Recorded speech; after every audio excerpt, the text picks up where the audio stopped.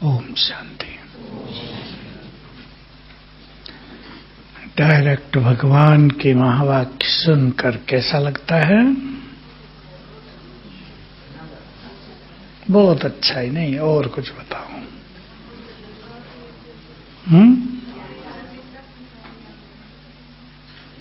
बोलो, पीछे वाले बोलो कुछ। नशा चढ़ जाता है, मन भर जाता है। नशा पूरा चढ़ता है या शाम तक उतर जाता है? पूरा चढ़, रोज रोज चढ़ाता है ना, तो रोज रोज नशा चढ़ते चढ़ते आखिर परमानेंट हो जाता है। बाबा की मुरलियों में बाबा हम सभी का स्वमान बहुत जगाता है। आप याद करना परसों की मुरली, मैं आपको याद दिलाता हूं। सुंदर बात, तुम्हारा जीवन साधारण नहीं है। भर दो अपने अंदर, इसको लिख भी लो। कुछ चीजें ऐसी लिख के रखें सभी भाई बहने, जिनको रोज एक बार पढ़ लें। ऐसी भले 8-10 चीजें हों। हमारा महान लक्ष्य, जो चीजें हमें प्रेरणाएं देती हैं, उमंग उत्साह दिलाती हैं, नशा दिलाती हैं, सोई हुई चेतना को जगाती हैं, ऐसी बातें लिख कर रखनी है सबको। सबको अच्छे अनुभव होंगे कि वो बात याद आते ही नशा चढ़ेगा, अपनी शक्तियों का आभास होगा। हमारा जीवन साधारण नहीं है। और दूसरी बात थी सुंदर, ब्राह्मणों के एक एक संकल्प में बहुत ताकत है, इसलिए संकल्पों पर ध्यान देंगे। हम क्या सोचते हैं? कभी हम मन उदास हो जाए, कोई ऐसा सोच लेता है कि पता नहीं अब क्या होगा। परिवार हैं आप सबके, हमारा परिवार है, हम भी कोई अकेले तो नहीं है सन्यासी, सबका आप सब यहां हैं, परिवार है। अनेक संकल्प मन की खुशी को नष्ट करने वाले भी उठते हैं। दो बातों पे पहले चिंतन करें। हमारा जीवन साधारण नहीं है। क्यों साधारण नहीं है? हाथ उठा के बताएंगे एक एक। भगवान के बच्चे, बोलो। चुना है। और हमारा जीवन साधारण नहीं है। और बोलो, भाई लोगों का टर्न। भगवान पढ़ाने आता है। हाँ बोलो, बहुत अच्छा बोल रहे हैं आप, पूरा बोलो। जो भगवान की शक्तियां हैं वो हमारे अंदर हैं। आप पहले बहुत अच्छा बोल रहे थे, और मैं इसको आगे बोल देता हूं।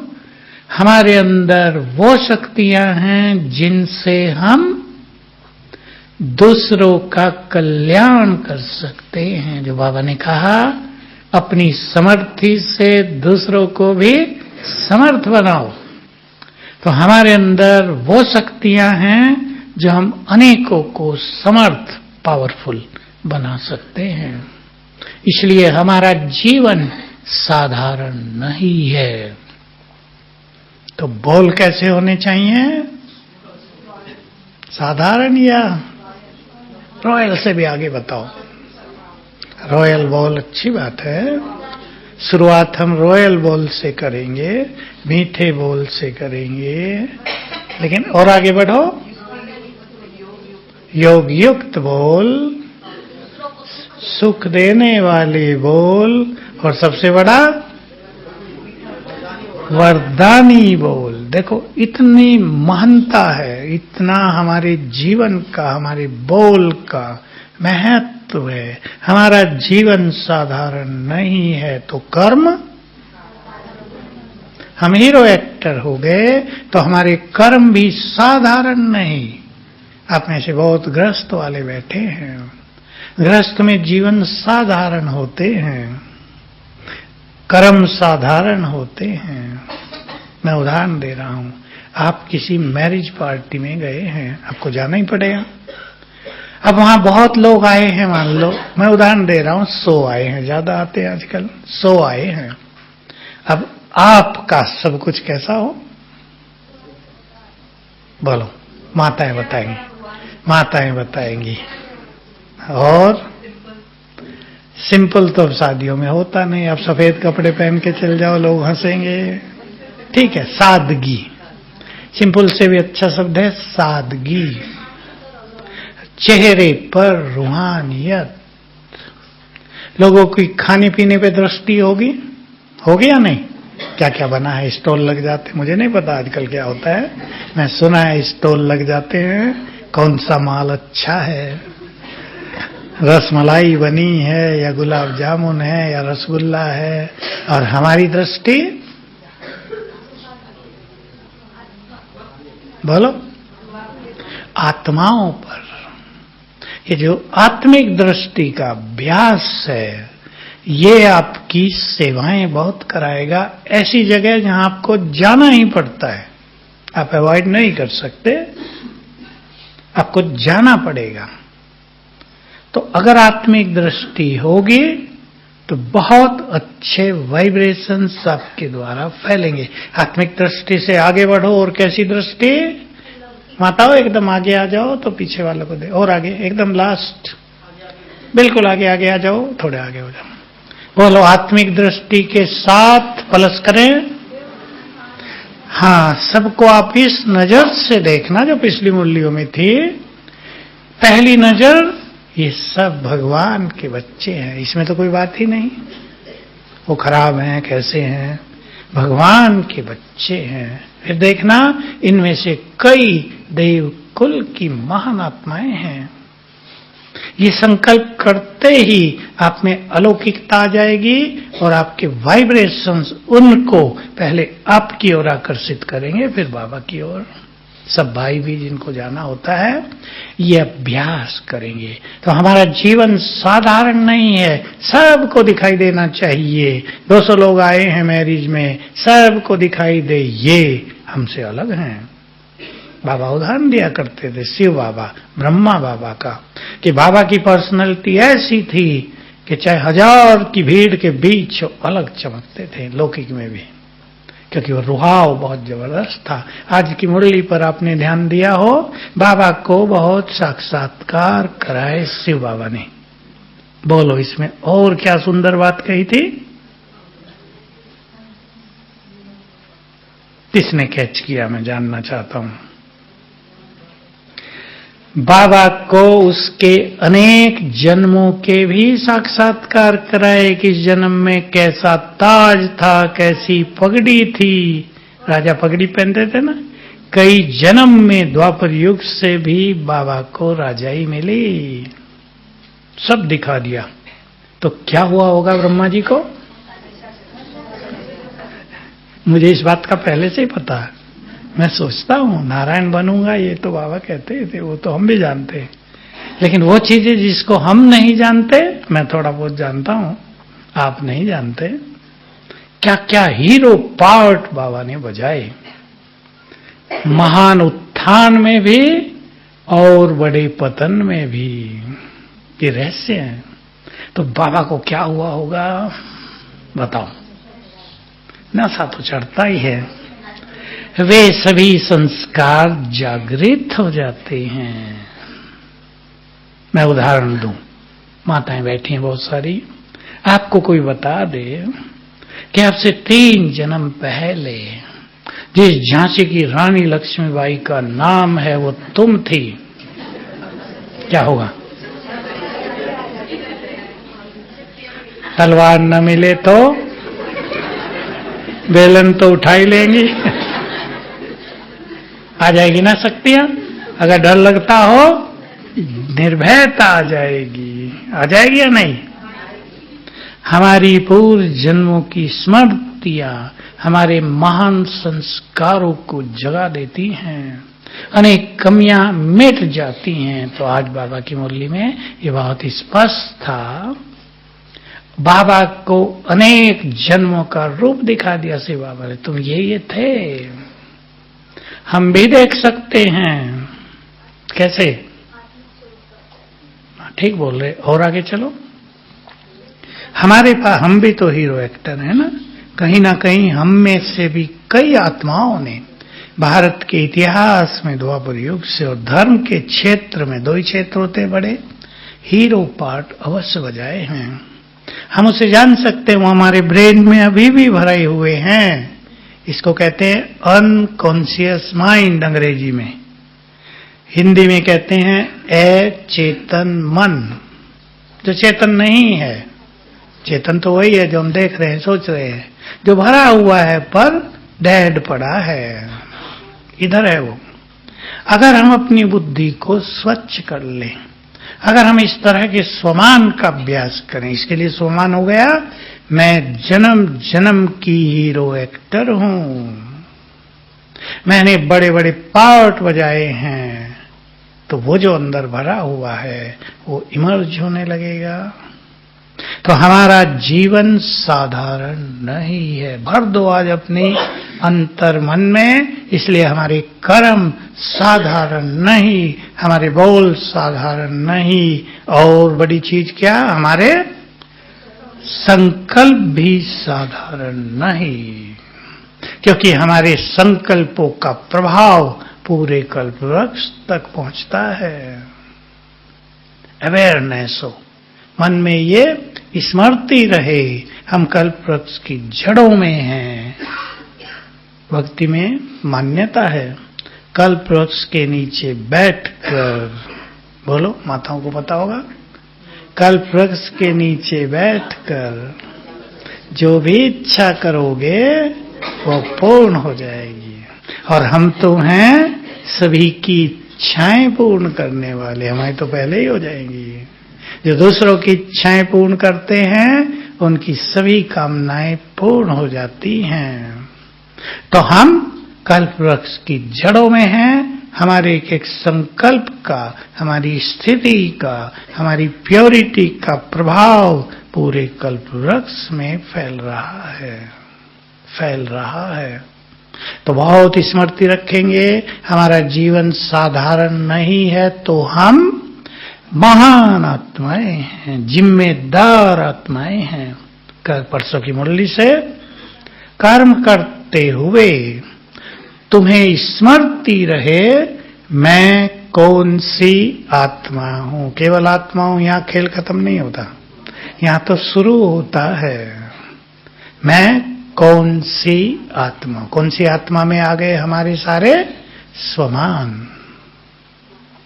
तो जितना ये अच्छा अभ्यास करेंगे, आप में से कईयों ने किया होगा, मैं आत्मा करावनहार हूं, कर्मेंद्रियां करणहार हैं। कितनी सुंदर प्रैक्टिस और सरल। और हमारी ये साधनाएं, जिसके लिए बाबा ने कितनी गहरी बात कह दी, अगर तुम ये अभ्यास है शरीरीपन का बार बार करते रहोगे, तो जब प्रकृति का आपदाएं आएंगी नहीं, तो तुम सुरक्षित रहोगे। बहुत जबरदस्त चीज है ये। शरीरीपन से वाइब्रेशंस फैलेंगे और ये वाइब्रेशंस प्रकृति में जाते हैं, प्रकृति को सतो प्रधान बनाते हैं, तो विनाश काल में प्रकृति हमारी मदद करेगी। इसलिए जो सरल अभ्यास है, योग में किसी को हो सकता है एकाग्रता नहीं होती, मेरा मन नहीं लगता, टाइम नहीं मिलता, पर कर्म करते मैं आत्मा करावनहार हूं। कभी मैं आत्मा स्वराज्य अधिकारी हूं। ब्रह्मा बाबा का उदाहरण दिया ना, दरबार लगाते थे, 32 से शुरू हो गया था ये। हमने वो डायरी देखी थी जिसमें बाबा ने लिखा हुआ था सब, वो लच्छुबैन के बाद शायद अब तक भी रखी थी। वो कहाँ है हमें तो पता नहीं, क्योंकि पुराना माल कहाँ गया ये हमें तो पता नहीं, पर हमने वो सब देखा, बाबा ने सब लिखा हुआ था। हे मनमंत्री कहाँ भागते हो, नहीं भागना है, मैं राजा हूं तुम्हारा, वापिस आ जाओ। ऐसे बाबा बात करते थे, फिर वो लिखते थे। लिखने से वो चीज सबकॉन्शियस माइंड में प्रिंट होती है, तो अच्छे अनुभव होते हैं। तो बाबा की मुरलियों में भी था मन मंत्री, बुद्धि मुख्यमंत्री और आत्मा राजा। राजा सारे काम कराएगा मुख्यमंत्री से। मुख्यमंत्री कौन हुआ? बुद्धि। बुद्धि में भरा हुआ है ज्ञान। ज्ञान के द्वारा हम मन की लगाम लगा लेते हैं, मन को कंट्रोल में कर लेते हैं। कभी ये अभ्यास करेंगे, मैं आत्मा स्वराज्य अधिकारी हूं। 2 स्व मान लेंगे, मास्टर सर्वशक्तिवान हूं, क्योंकि राजा हमेशा शक्तिशाली होगा। मैं मास्टर सर्वशक्तिवान हूं, स्वराज्य अधिकारी हूं, मन बुद्धि की मालिक हूं, संस्कारों की, कर्मेंद्रियों की। याद करेंगे बाबा का महावाक्य, कोई भी अधिकारी, राजा अगर सीट पर नहीं है तो उसका ऑर्डर माना नहीं जाता। प्राइम मिनिस्टर इलेक्शन हार जाए, चाहे वो कितना पावरफुल हो, वो एक आम व्यक्ति है, फिर कोई उसकी मानेगा थोड़े। वो सारे सेक्रेटरीज को ऑर्डर दे, मिलिट्री को ऑर्डर दे, ये कर दो, कोई नहीं मानेगा। हम भी स्वमान की सीट पर बैठकर मन को ऑर्डर देंगे, वहां नहीं जाना है तो वो नहीं जाएगा। और मास्टर सर्वशक्तिवान की बात मन न माने, ये होगा नहीं, ये मूल्य में है, उसे माननी ही पड़ेगी। सर्वशक्तियों को तुम्हारी बात माननी पड़ेगी। तो पहले क्या करेंगे? पहले क्या करेंगे? सीट पर बैठेंगे। कौन सी सीट? और इसमें ये 2 सीट बहुत अच्छी हो गई। मैं मास्टर सर्वशक्तिवान और स्वराज्य अधिकारी हूं। इनकी बहुत प्रैक्टिस सभी को करनी है।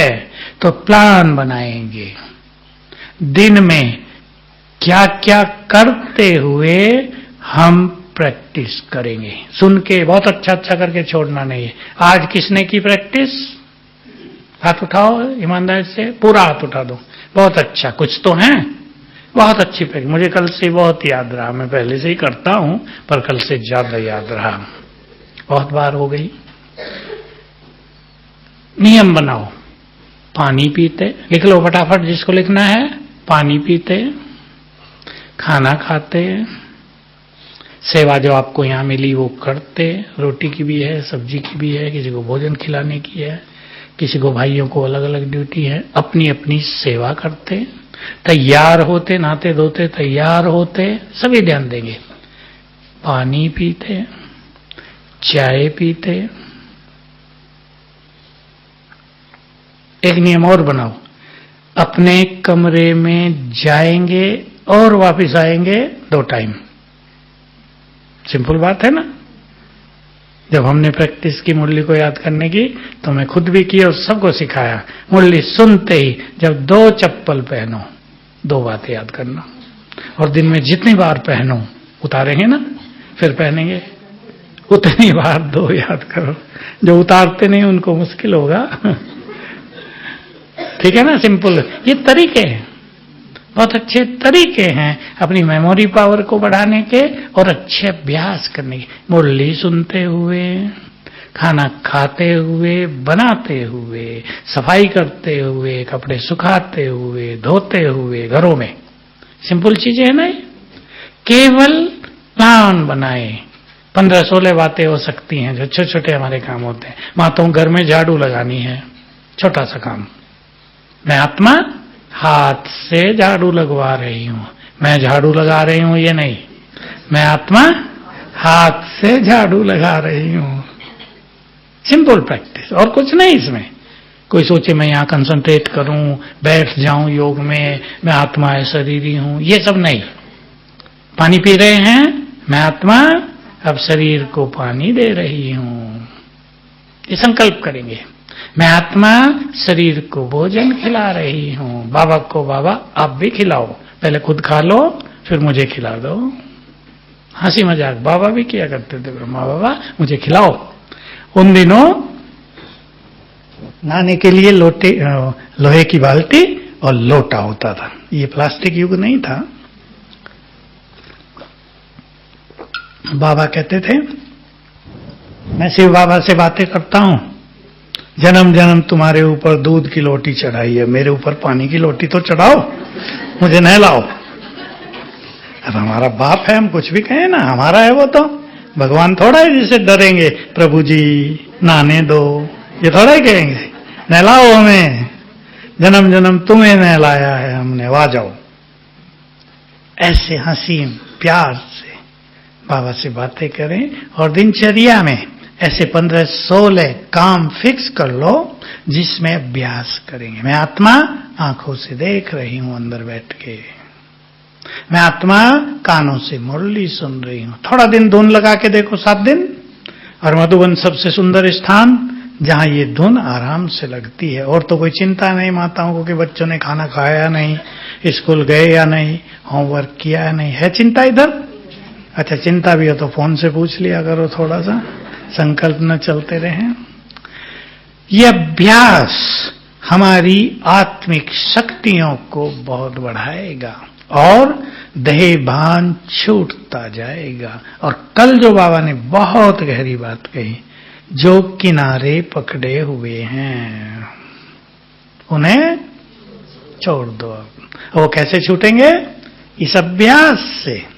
नहीं तो एक एक किनारा छोड़ना भारी होगा कि रसगुल्ला बहुत सुंदर रखा हुआ है, अब इच्छा हो रही, कोई देख तो नहीं रहा, यहां तो कोई ब्राह्मण है नहीं, ले लेती हूं, क्या है, योग दृष्टि दे के खा लेंगे ना, बाबा ने कहा है।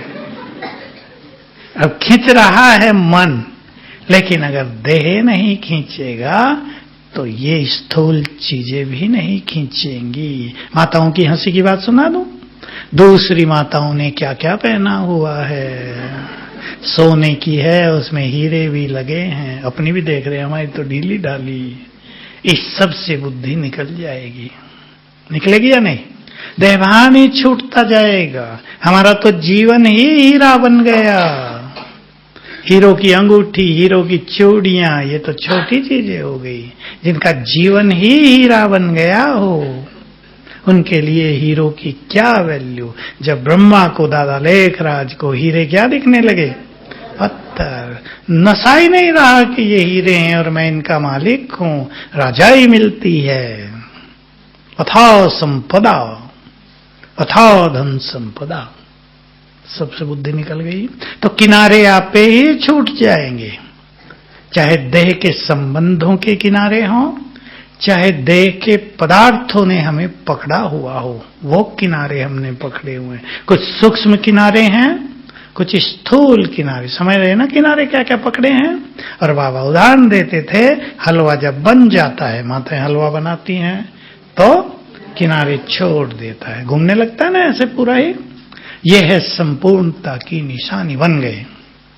तो किनारे आप ही छूट जाएंगे यदि हम शरीरीपन का, और मैं कौन सी आता हूं, इसका बहुत अच्छा अभ्यास करते होंगे। हमें और कुछ करने की जरूरत ही नहीं। चाहे वो किसी भी तरह की इम्प्योरिटी किसी के अंदर है, उसे युद्ध आप कर रहे हैं, उस पर विजयी होने का प्रयास कर रहे हैं, आप ये अभ्यास कर लो, वो आप ही पीछे छूट जाएंगे। क्योंकि सारे ही विकार देह भान से है ना, आत्मा देह से पूरी तरह अटैच है, इसलिए विकार उसको खींचते हैं। क्योंकि ये देह भी तो विकारों से बनी है ना, और विकारों से बनने के कारण इसके अंग अंग में भी वासनाएं हैं। इसलिए अगर देह पे दृष्टि जाती है तो वासनाओं के वाइब्रेशंस आते हैं। समझ लें सूक्ष्म गति सभी भाई बहनें दोनों, क्योंकि देह विकारों से निर्मित है। विकारों के संस्कार देह के अंग अंग में है, वो वाइब्रेशंस हैं। इसलिए अगर देह को हम देखेंगे तो वो वाइब्रेशंस हम में इम्प्योरिटी को बढ़ाएंगे। इसलिए आत्मा देखना, और ये महान आत्माएं हैं और ये पवित्र आत्मा है, मूल रूप से ये पवित्र हैं। इससे दूसरों से पवित्र वाइब्रेशंस हमें आएंगे, हमारे पवित्र वाइब्रेशंस दूसरों को जाएंगे, और हमारी सारी धारणाएं प्योरिटी सरल हो जाएगी। क्योंकि सबसे भारी काम महाशत्रु को जीतना ही है। दूसरा क्रोध को, क्रोध बाबा के बहुत बच्चे जीत चुके हैं, बहुत ज्यादा। काम को जीतने की जो रेस है ये सब कर रहे हैं, और इसमें स्वमान और ये अशरीरीपन दोनों मुख्य भूमिका निभाएंगे। मैं एक चीज सुना देता हूं आपको। शिव बाबा ने ब्रह्मा को ब्रह्मा कैसे बनाया? पहला कदम क्या था? नहीं, वो आप नहीं जानते। अभी सुनो सुनो वो क्या था। जगत पिता बनाना था ना उसको, सब उसके बच्चे, इसका अर्थ है संपूर्ण पावन दृष्टि, सब मेरे पुत्र पुत्रियां। जैसे ही बाबा के शब्द सुनो, जैसे ही मैंने पहली बार इसके तन में प्रवेश किया, इसकी भ्रकुटी में बैठकर इसके पूरे शरीर में पवित्र वाइब्रेशंस फैला दिए और इसके अंग अंग को शीतल कर दिया। ये काम किया शिव बाबा ने। जो अंग अंग को शीतल करने की साधना ऋषियों को भी पूरा जीवन करनी पड़ी, वो शिव बाबा ने इस महान आत्मा को पहली बार ही गिफ्ट दे दी। हम भी अभ्यास करेंगे। मैं परम पवित्र आत्मा भ्रकुटी के बीच में हूं, परम पवित्र, और मुझसे फैली हुई गोल्डन किरणें ब्रेन में पूरे शरीर में फैल रही हैं, अंग अंग को पावन कर रही हैं। ऐसा देखो ये शरीर जैसे गुब्बारा जैसा हो गया और इसमें भर गई गोल्डन पवित्र किरणें। 1 मिनट भी लेट के बैठ के कुर्सी पे कभी भी कर लो, सोने से पहले कर लो, उठते ही कर लो। पानी चार्ज करके पिएंगे इसी स्वमान से तो प्योरिटी बहुत बढ़ती जाएगी। सोने से पहले उठते ही 2 बार मैं परम पवित्र आत्मा इस स्वमान से पानी चार्ज करके पिएंगे तो काम की सारी कामनाएं नष्ट होती जाएंगी। ये सब भाई बहनों को करना है, कम से कम 2 बार, ज्यादा करेंगे तो बहुत अच्छा। तो बाबा ने जो हम सबको स्मृतियां दिलाई, परसों की मुरली में ये बात तो बहुत थी, आते ही पहली स्मृति दिला दी थी तुम आत्माएं हो, और जीवन बदल गया, खेल बदल गया जीवन का, दृष्टि बदल गई। मैं आत्मा हूं। भक्ति में भी, शास्त्रों में, विद्वानों में भी ये ज्ञान था हम आत्मा है, पर किसी की प्रैक्टिस नहीं थी। गीता का 2रा अध्याय आत्मज्ञान से भरा हुआ है, पर किसी ने प्रैक्टिस नहीं की। सोचा अर्जुन को करनी थी ना प्रैक्टिस, तो हमें थोड़ा ही, हमें तो गीता का पाठ करना है केवल। यहां गड़बड़ हो गई। बाबा ने आते ही आत्मज्ञान देकर प्रैक्टिस करा दी, बहुत प्रैक्टिस करा दी। इसलिए हमने देखा बाबा के बहुत बच्चे किसी की मृत्यु पर शोक नहीं करते। अर्जुन को तो ज्ञान देने के बाद भी शोक हुआ कई बार। अभिमन्यु की मृत्यु पे बेहोश ही हो गए थे। श्री कृष्ण ने हाथ रख के मस्तक पे उन्हें होश में लाया था, दिखाया था कि अभिमन्यु कहाँ है। मस्तक पे हाथ रखा और ध्यान में भेज दिया और देखा अभिमन्यु तो स्वर्ग में झूले पे झूल रहा है। अर्जुन जाके लिपटने लगा, हटा दिया। कौन? मैं तुम्हारा फादर, मेरा बाप। कौन अर्जुन? मैं नहीं जानता। अर्जुन का मोह भंग हुआ। ये मोह यहीं तक है ना देवान से। तो बाबा ने प्रैक्टिस करा दी, केवल ज्ञान नहीं दिया, और साथ साथ कितनी सुंदर प्रैक्टिस कराई। तुम आत्माएं कभी देव स्वरूप में थी, ये बहुत बड़ी चीज है। तुमने जन्म लिए, दे लिए, छोड़े, उतरते उतरते यहां हो। ऐसे सोचा करें। एक चित्र बना सकते हैं आप, जहां भी आप हो। जैसे ये हॉल है, इधर से देव स्वरूप, पहला जन्म, दूसरा, तीसरा, इधर तक 84, और मैं आत्मा देव स्वरूप में। उसे छोड़ा दूसरे देव स्वरूप में, उसे छोड़ा तीसरे में, 21 देव स्वरूप छोड़े। फिर मानव शरीर, कभी नर कभी नारी, नर नारी, देह बदलते बदलते अब इस शरीर में हूं। देखा भान टूटता जाएगा। ये बहुत सुंदर प्रैक्टिस है। तो अशरीरीपन का अभ्यास हमें बहुत सुखद अनुभूति कराएगा। बाबा की वो बात फिर आपको याद दिला दूं जो बहुत पावरफुल है। जो बच्चे अशरीरीपन का बहुत अभ्यास करेंगे, विनाश काल में उनका विनाश नहीं होगा, बल्कि वे, बोलो सुशील, स्वेच्छा से शरीर छोड़ेंगे। मैंने बहुत बार सुनाई ये बात, साकार मुरली की है, वरदान की। जो बच्चे शरीरीपन का बहुत अभ्यास करेंगे, विनाश काल में उनका विनाश नहीं होगा, वो स्वेच्छा से देह छोड़ेंगे। विनाश काल में विनाश नहीं होगा माना इन्हें धरती फट गई और फंसे हुए अंदर, श्वास भी नहीं आ रहा, ये नई बिल्डिंग गिर गई और दबे हुए हैं, कोई निकाले हमें, बाबा हमें बचाओ, ये सब नहीं होगा। बाबा कहेगा मैं तो तुम्हें बचाऊं या तुम सबको बचाने वाले हो, याद दिलाएगा। जिसने अपने को माया से बचा लिया वो दूसरों के रक्षक बन जाएंगे, बचाने वाले बन जाएंगे। और जो माया से हार खाते गए उनको कई तरह की हार का सामना करना पड़ेगा विनाश काल में। तो हमें अशरीरीपन के अभ्यास पर बहुत ध्यान देना है। करेंगे सब प्रैक्टिस, प्लान बनाओ लिख कर। कल ही सवेरे जो भी कन्याएं बैठी, कौन कौन बैठी हाथ उठाओ, सब कन्याएं हाथ उठाओ। कुमार, कुमार इतने, अरे ये तो चमत्कारिक कुमार हो आप। मैं सोचा 2-4 बैठे होंगे, कई तो बूढ़े कुमार दिख रहे, क्या बात है, दुपट्टे ज्यादा बैठे पहने ठंड में। सभी कुमार बहुत हैं, बधाई हो आपको।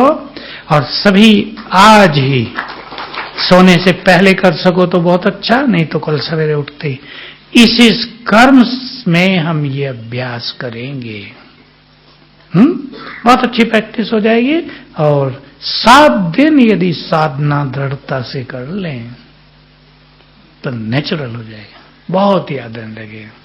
माताएं जो जो करेंगी हाथ उठाओ, बहुत अच्छा। लिख लेना, लिख के करने से बहुत अच्छा होता है। एक तो बाबा ने वो बताया कि बाबा ने भी लिखा, वे यशोदा पत्नी थी तो पत्नी भाव न रहे, यशोदा भी आत्मा।